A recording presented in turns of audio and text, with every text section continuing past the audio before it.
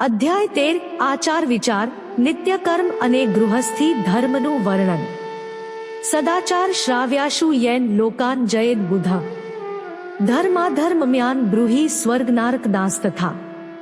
ઋષિઓ કહે છે, હે મુનિશ્રેષ્ઠ, તમે અમને સદાચાર વિશે કહી સંભળાવો, જેથી કરીને સમજુ વ્યક્તિઓ પુણ્યલોક પર વિજય મેળવી શકે. સ્વર્ગ પ્રદાન કરનાર ધર્મમય આચાર તથા નરકનું કષ્ટ આપનાર અધર્મમય આચાર વિશે અમને જલ્દી સમજ આપો. ત્યારે સૂતજી બોલ્યા, સદાચારનું આચરણ કરનાર વ્યક્તિ બ્રાહ્મણના નામનો અધિકારી છે, કેમ કે જે વેદોક્ત આચરણનું પાલન કરે છે તથા વેદનો અભ્યાસી છે તેમ કહેવાય છે. સદાચાર, વેદાચાર તથા વિદ્યા, આમાંથી જે એક જ ગુણનું આચરણ કરે તે દ્વિજ છે. થોડુંક આચરણ કરવાવાળી, થોડોક વેદને જાણનારો અને રાજાની સેવામાં પુરોહિત, મંત્રી તરીકે રહેનારો ક્ષત્રિય બ્રાહ્મણ કહેવાય છે. જે બ્રાહ્મણ થોડો આચરણ વાળો અને ખેતી તથા વ્યાપાર કરનારો છે તે વૈશ્ય બ્રાહ્મણ છે. આચાર વગર જે માત્ર ખેતીવાડી જ કરનારો છે તે શુદ્ર બ્રાહ્મણ છે. જે બ્રાહ્મણ ઈર્ષાળુ અને બીજાનો દ્વેષ કરનારો છે તે તો ચંડાળ બ્રાહ્મણની સંજ્ઞામાં આવે છે. વર્ગાનુસાર કહીએ તો પૃથ્વીનું પાલન કરનારો રાજા ગણાય છે, બાકી બધા ક્ષત્રિય છે. તેમાં વેપાર કરનારો વૈશ્ય, ચારે વર્ણની સેવામાં તત્પર રહેનારો શુદ્ર કહેવાય છે. ખેતી કરવાની સેવામાં તત્પર વૃષલ જાણવો ને બાકીના બધા દસ્યુઓ જાણવા, આ પ્રમાણે જાતિ વર્ગનો સમાજ સમજવો. બધા જ વર્ણના લોકોએ બ્રાહ્મ મુહૂર્તમાં ઉઠી જઈ પૂર્વાભિમુખ થઈ ધર્મ, અર્થ અને કામની અપેક્ષામાં આયવ્યયનો વિચાર કરીને મનમાં ઈશ્વરનું ચિંતન કરવું. રાત્રિનો છેલ્લો પ્રહરને ઉષાકાળ, પરોઢ, વહેલી સવાર છે તેના મધ્યભાગ કે અંતિમ પ્રહર તે સંધિકાળ કહેવાય છે. સંધિકાળની વેળામાં ત્રણેય વર્ણના દ્વિજોએ પ્રથમ તો મળમૂત્રનો ત્યાગ કરવા જવું. તે માટે ઘરથી દૂર શરીર પર કપડું ઢાંકીને જવું. ત્યાં ઉત્તરાભિમુખ કરીને અથવા તો અડચણ હોય તો બીજી દિશા તરફ રાખી બેસવું. તે વેળા જળ, અગ્નિ, બ્રાહ્મણ અને દેવ મંદિરોની સામે બેસવું નહીં. ડાબા હાથથી લિંગ ઢાંકી, જમણા હાથથી મુખ ઢાંકી મળત્યાગ કરવો ને મળ તરફ દૃષ્ટિ ન કરવી. ત્યાંથી ઉઠીને પાત્રમાં લાવેલા જળથી જ જળાશયની બહાર રહી ગુદાને સાફ કરવી. તે માટે કદાપી દેવ, પિતૃ કે ઋષિઓના તીર્થ સ્થળોમાં ઉતર્યા સિવાય 7, 5 કે 3 વાર જળથી હાથ ધોવાની ક્રિયા કરવી. સ્વચ્છતા કરવા બીલા જેટલી કે અડધો ખોબા જેટલી માટીનો ઉપયોગ કરી શકાય. ત્યાંથી ઉઠીને હાથ પગ ધોઈ 8 વાર કોગળા કરવા અને સ્વચ્છ થવું. પછી હર કોઈ વૃક્ષની નાની શી ડાળખીનું દાંતણ બનાવીને જળની બહાર રહી તર્જની સિવાયની આંગળીથી દાંત સાફ કરવા. પછી જળના દેવતાઓને નમસ્કાર કરી મંત્ર ભણી જળાશયમાં સ્નાન કરવું. જો વ્યક્તિ અશક્ત હોય તો તેણે કંઠ સુધી અથવા કેડ સુધી પણ સ્નાન કરવું. તેથી પણ અશક્ત વ્યક્તિએ ઘૂંટણ સુધીનું કે માત્ર મંત્ર ભણી પાણી છાંટી મંત્ર સ્નાન કરવું. પછી ત્યાં સમજુ મનુષ્ય તીર્થના જળ વડે દેવ વગેરેના તર્પણ કરવા. ત્યારબાદ ધોયેલું સાફ સુથરું વસ્ત્ર લઈ 5 કાહડીથી લપેટીને ધારણ કરવું. દરેક કર્મ કરવા સારું ખભા ઉપર ઉપવસ્ત્ર, ખેસ રાખવો. સમજુ માણસે નહાતા પલાળેલું વસ્ત્ર નદી આદિ તીર્થના જળમાં ધોવું નહીં, પણ તેવા કૂવા કે ઘરે લઈ જવું. હે બ્રાહ્મણો, પથ્થર કે પાટલા પર જળ પાસે કે સ્થળ ઉપર વસ્ત્રને બરાબર ધોઈ સાફ કરી નીચોવવું. વસ્ત્રને નીચોવવાથી જે જળ ટપકે છે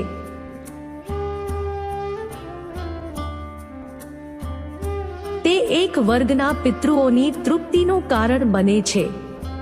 આમ સ્નાન કરી સ્વચ્છ થઈ નિત્યકર્મ કરવા સારું ઉપસ્થિત થવું, ત્યારબાદ જાબાલ ઋષિએ કહેલા મંત્રથી ભસ્મ વડે ત્રિપુંડ કરવું.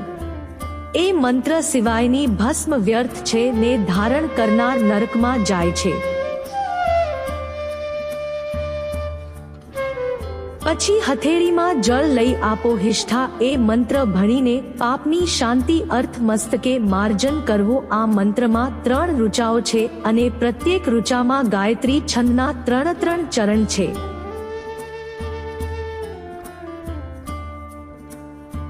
એમાંથી પ્રથમ ઋચાના 3 ચરણોનો પાઠ કરી ક્રમશઃ પગ, મસ્તક અને હૃદય પર જલ હાંટવું.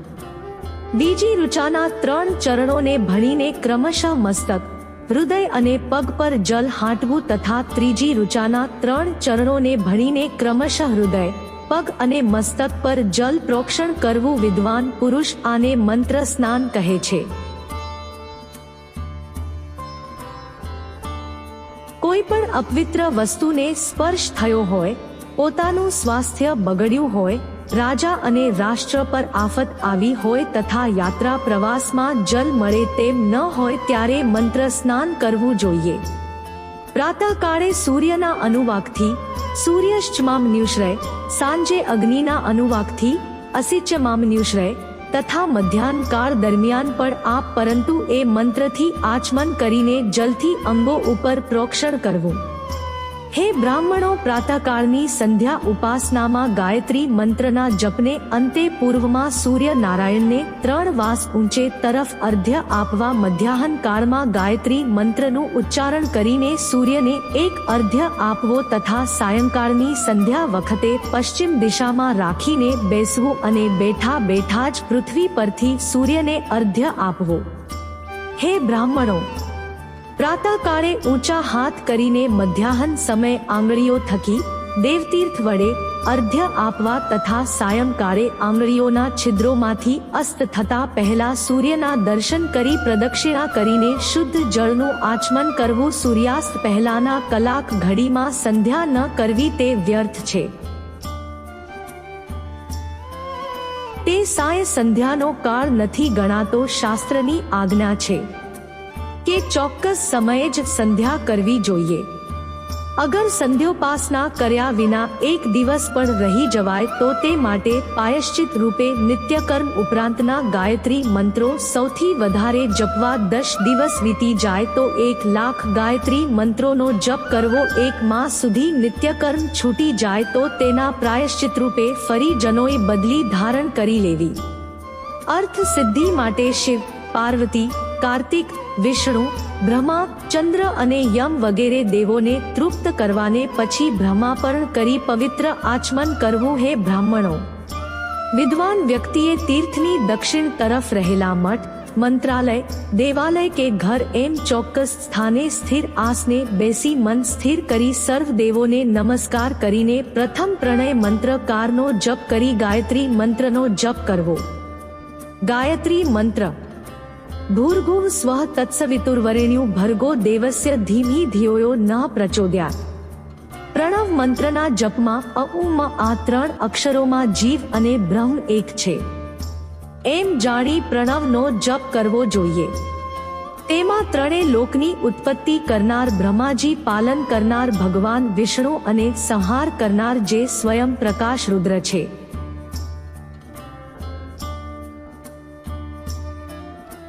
તેની ઉપાસના કરીએ છીએ એમ ચિંતન કરવું. આ બ્રહ્મ સ્વરૂપકાર અમારી કર્મેન્દ્રિયો, જ્ઞાનેન્દ્રિયો અને મન તથા બુદ્ધિની વૃત્તિઓને સદા ભોગ અને મોક્ષ આપનાર છે.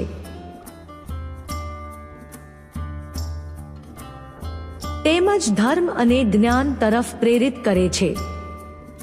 એમ પ્રણવનો અર્થ કરી તેનો જપ કરનાર મનુષ્ય અવશ્ય બ્રહ્મને પામે છે. અર્થાનુસંધાન કર્યા સિવાય પણ પ્રણવ મંત્રનો નિત્ય જપ કરવો જ જોઈએ. તેનાથી બ્રહ્મણત્વની પૂર્તિ થાય છે. આવા બ્રહ્મણત્વના રક્ષણ હેતુ બ્રાહ્મણોએ દરરોજ પ્રાતઃકાળે 1000 ગાયત્રી મંત્રનો જપ કરવો અને બીજા મંત્રો પોતાની શક્તિ અનુસાર જપવા. બપોરે 100 ગાયત્રી મંત્રનો જપ કરવો અને સાંજે શિખાના 8 મંત્રો સાથે ગાયત્રીના 20 મંત્રો જપવા. એમ સાયંકાળમાં 28 વાર જપની વિધિ છે. અન્ય ત્રણેય વર્ણના લોકોએ ત્રણેય સંધ્યા સમયમાં યથા સાધ્ય ગાયત્રી મંત્રનો જપ કરવો જોઈએ. શરીરની ભીતર મૂલાધાર, સ્વાધિષ્ઠાન, મણિપુર, અનાહત, આજ્ઞા અને સહસ્ત્રારએ 6 ચક્રો સ્થિત છે. એમાં મૂલધારથી માંડીને સહસ્ત્રાર સુધીના 6 સ્થાનોમાં ક્રમશઃ વિઘેશ્વર, બ્રહ્મા, વિષ્ણુ, ઈશ, જીવાત્મા અને પરમેશ્વર સ્થિત છે.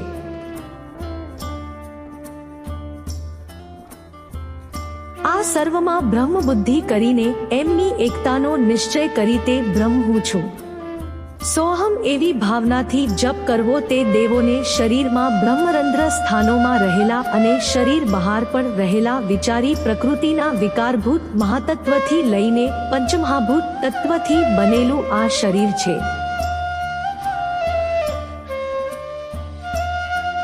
એવા સહસ્ત્રો શરીરોને એક અજપા ગાયત્રી જપથી એક કરીને જીવને ધીરે ધીરે પરમાત્મા સાથે જોડી દેવો. આ ગાયત્રી તથા કારના જપનું શાસ્ત્રીય રહસ્ય કહેવાય છે.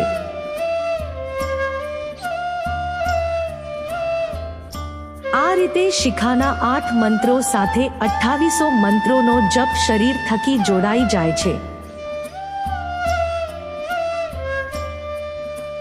આ પ્રકારે જે મંત્રોનો જપ થાય છે તેને જ આદિક્રમથી વાસ્તવિક જપ કહ્યો છે.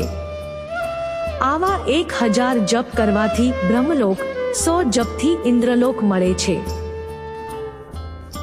બ્રાહ્મહોત્તર પુરુષ આત્મરક્ષા સારું જો થોડાક પણ જપ કરે છે. તે બ્રાહ્મણ કુળમાં જન્મ. દરરોજ સૂર્યાપસ્થાન કરી નિયમપૂર્વક આ રીતે જપનું અનુષ્ઠાન કરવું જોઈએ. આમ 12 લાખ ગાયત્રી મંત્રોનો જપ કરનાર પુરુષ પૂર્ણરૂપે બ્રાહ્મણ કહેવાય છે. જે બ્રાહ્મણે 1 લાખ ગાયત્રી મંત્રોનો જપ કર્યો નથી તે વેદકાર્યો માટે લાયક નથી. 70 વર્ષ સુધીનો આ નિયમ હોય છે. પછી બ્રાહ્મણે સંન્યાસ લઈ લેવો જોઈએ. સંન્યાસીએ દરરોજ નિત્યકર્મથી 12000 કારનો જપ કરવો.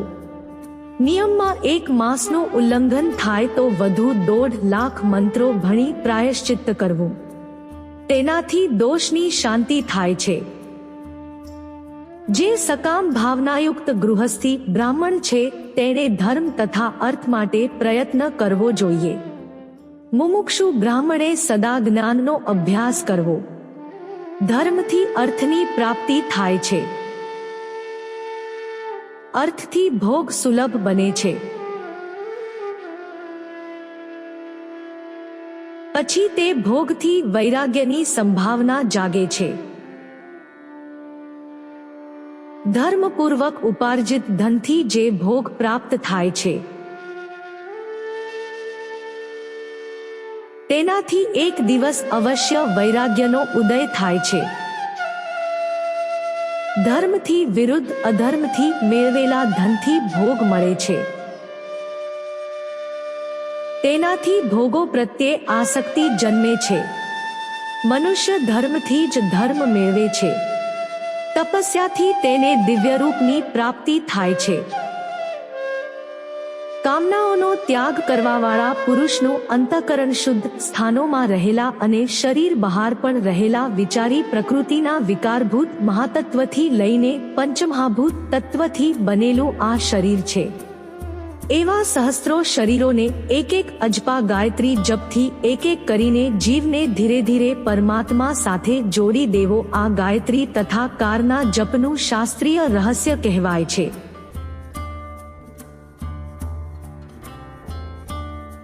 આ રીતે શિખાના 8 મંત્રો સાથે 2800 મંત્રોનો જપ શરીર થકી જોડાઈ જાય છે. આ પ્રકારે જે મંત્રોનો જપ થાય છે તેને જ આદિક્રમથી વાસ્તવિક જપ કહ્યો છે. આવા 1000 જપ કરવાથી બ્રહ્મલોક, 100 જપથી ઇન્દ્રલોક મળે છે. બ્રાહ્મહોત્તર પુરુષ આત્મરક્ષા સારું જો થોડાક પણ જપ કરે છે. તે બ્રાહ્મણ કુળમાં જન્મ. દરરોજ સૂર્યાપસ્થાન કરી નિયમપૂર્વક આ રીતે જપનું અનુષ્ઠાન કરવું જોઈએ. આમ 12 લાખ ગાયત્રી મંત્રોનો જપ કરનાર પુરુષ પૂર્ણરૂપે બ્રાહ્મણ કહેવાય છે. જે બ્રાહ્મણે 1 લાખ ગાયત્રી મંત્રોનો જપ કર્યો નથી તે વેદકાર્યો માટે લાયક નથી. 70 વર્ષ સુધીનો આ નિયમ હોય છે. પછી બ્રાહ્મણે સંન્યાસ લઈ લેવો જોઈએ. સંન્યાસીએ દરરોજ નિત્યકર્મથી 12,000 કારનો જપ કરવો. નિયમમાં 1 માસનું ઉલ્લંઘન થાય તો વધુ 1.5 લાખ મંત્રો ભણી પ્રાયશ્ચિત્ત કરવું. તેનાથી દોષની શાંતિ થાય છે. જે સકામ ભાવનાયુક્ત ગૃહસ્થી બ્રાહ્મણ છે તેણે ધર્મ તથા અર્થ માટે પ્રયત્ન કરવો જોઈએ. મુમુક્ષુ બ્રાહ્મણે સદા જ્ઞાનનો અભ્યાસ કરવો. ધર્મથી અર્થની પ્રાપ્તિ થાય છે. અર્થથી ભોગ સુલભ બને છે. પછી તે ભોગથી વૈરાગ્યની સંભાવના જાગે છે. ધર્મપૂર્વક ઉપાર્જિત ધનથી જે ભોગ પ્રાપ્ત થાય છે તેનાથી એક દિવસ અવશ્ય વૈરાગ્યનો ઉદય થાય છે.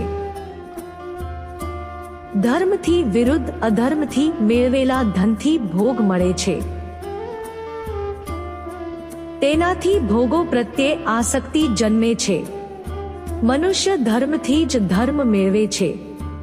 તપસ્યાથી તેને દિવ્યરૂપની પ્રાપ્તિ થાય છે. કામનાઓનો ત્યાગ કરવાવાળા પુરુષનું અંતઃકરણ શુદ્ધ થાય છે. તેથી જ્ઞાનનો ઉદય થાય છે. તેમાં સહેજ પણ સંશય નથી.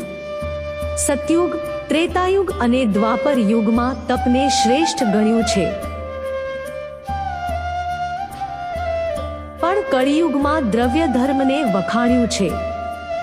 સતયુગમાં ધ્યાન કરવાથી, ત્રેતાયુગમાં તપ કરવાથી, દ્વાપરયુગમાં યજ્ઞો અને કર્મકાંડ કરવાથી અને કળિયુગમાં પ્રતિમાનું પૂજન કરવાથી જ્ઞાનની પ્રાપ્તિ થાય છે.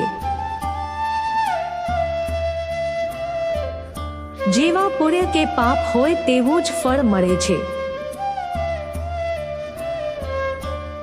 અધર્મથી મનુષ્ય દુઃખ પામે છે, તેમજ ધર્મથી જ સુખ અને અભ્યુદય થાય છે.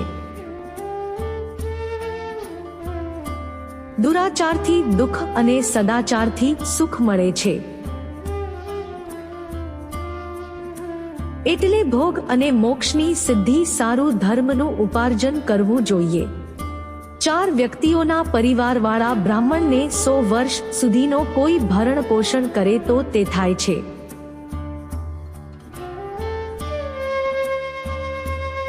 તેથી જ્ઞાનનો ઉદય થાય છે. તેમાં સહેજ પણ સંશય નથી.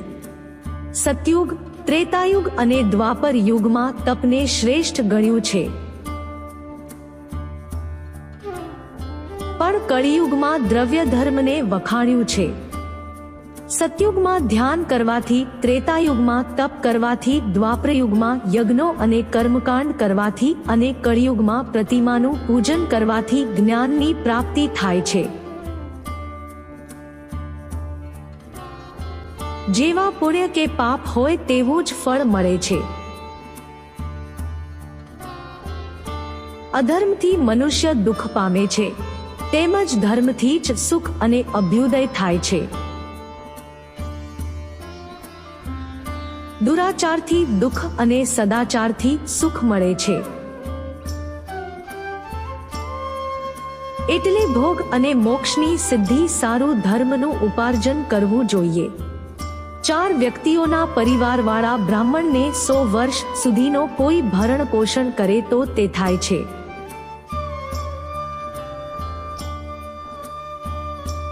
તેથી જ્ઞાનનો ઉદય થાય છે. તેમાં સહેજ પણ સંશય નથી. સતયુગ, ત્રેતાયુગ અને દ્વાપર યુગમાં તપને શ્રેષ્ઠ ગણ્યું છે, પણ કળિયુગમાં દ્રવ્ય ધર્મને વખાણ્યું છે. સતયુગમાં ધ્યાન કરવાથી, ત્રેતાયુગમાં તપ કરવાથી, દ્વાપરયુગમાં યજ્ઞો અને કર્મકાંડ કરવાથી અને કળિયુગમાં પ્રતિમાનું પૂજન કરવાથી જ્ઞાનની પ્રાપ્તિ થાય છે. જેવા પુણ્ય કે પાપ હોય તેવું જ ફળ મળે છે. અધર્મથી મનુષ્ય દુઃખ પામે છે, તેમજ ધર્મથી જ સુખ અને અભ્યુદય થાય છે. દુરાચારથી દુઃખ અને સદાચારથી સુખ મળે છે. એટલે ભોગ અને મોક્ષની સિદ્ધિ સારું ધર્મનું ઉપાર્જન કરવું જોઈએ. 4 વ્યક્તિઓના પરિવારવાળા બ્રાહ્મણને 100 વર્ષ સુધીનો કોઈ ભરણ પોષણ કરે તો તે પુણ્ય તેને બ્રહ્મલોક આપનાર થાય છે.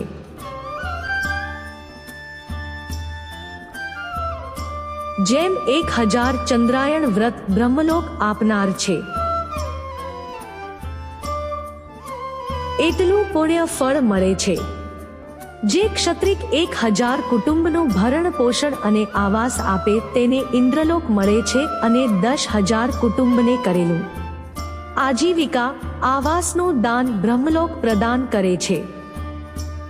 દાતા પુરુષ જે દેવને ઉદ્દેશીને દાન કરે છે